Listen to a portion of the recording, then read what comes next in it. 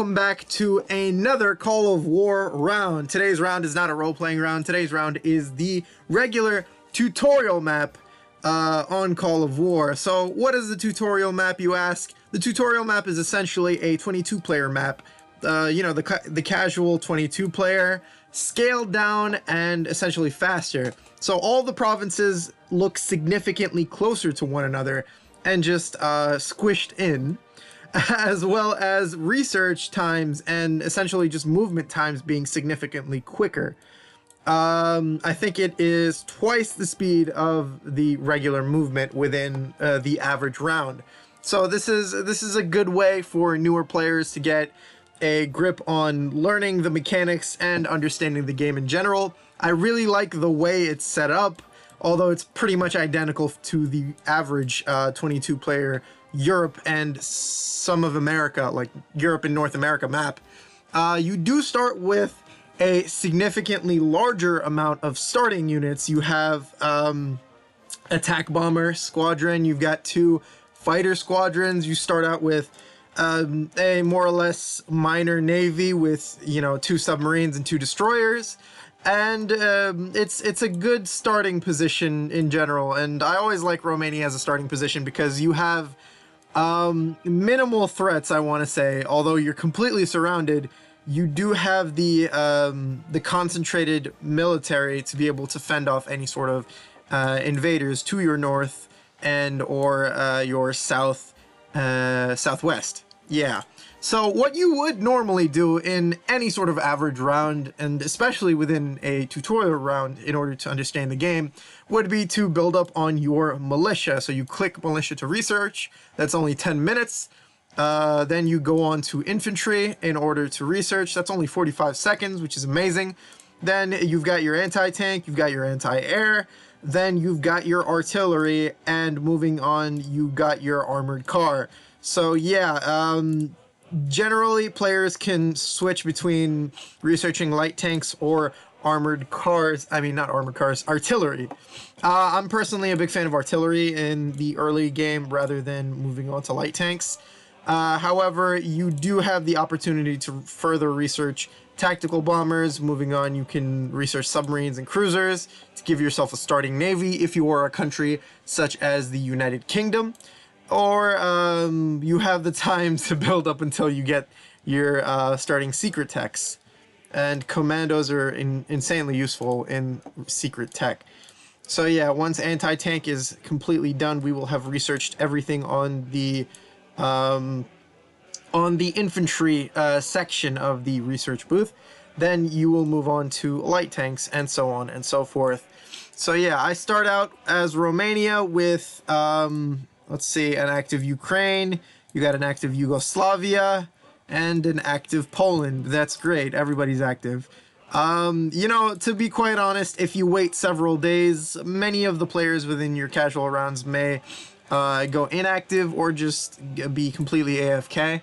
So it's best to wait a little bit and build up your industry and country before instigating or starting any sort of war or conflict.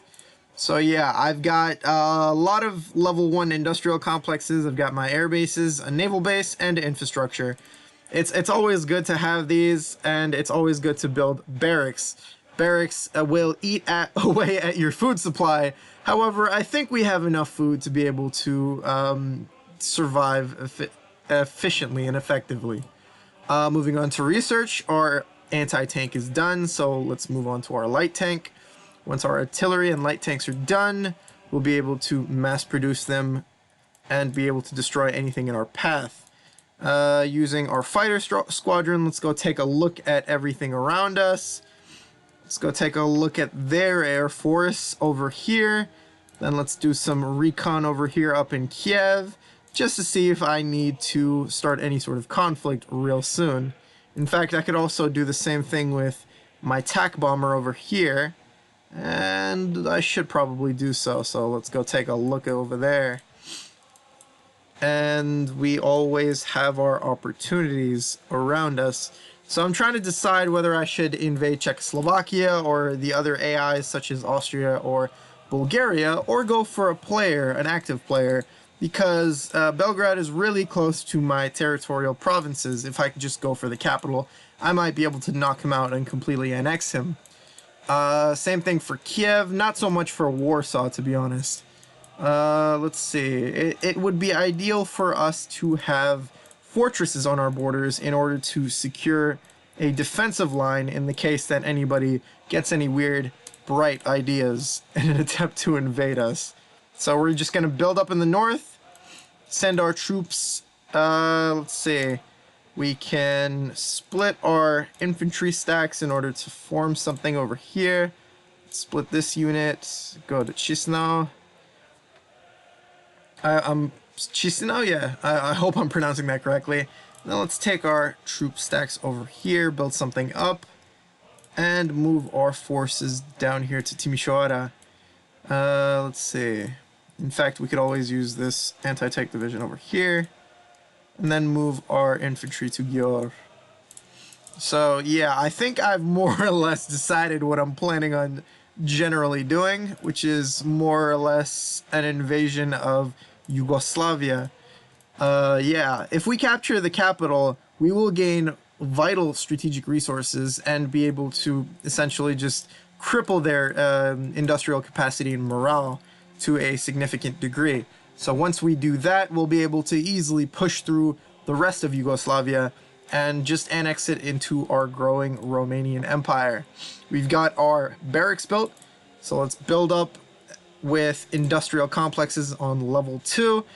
Usually it's interchangeable. You could always go for infrastructure as well to be able to build heavier armored units. Let's see, should I go for infantry, anti-tank? I'm thinking of going for, let's see, I might go for infantry. Infantry are pretty tough. Their attacking is 2 against other infantry unarmored units. They've got 1 against armored. Let's see, but how much do... Oh yeah, they have half against armored. I need something that's pretty strong against armored troops because clearly in this round there are a lot of built up countries to be able to fight. So I'm thinking of just going classical with the anti-tank production. So yeah, let's build 5 anti-tanks and see how it goes with that. This is pretty much the first installment of the series.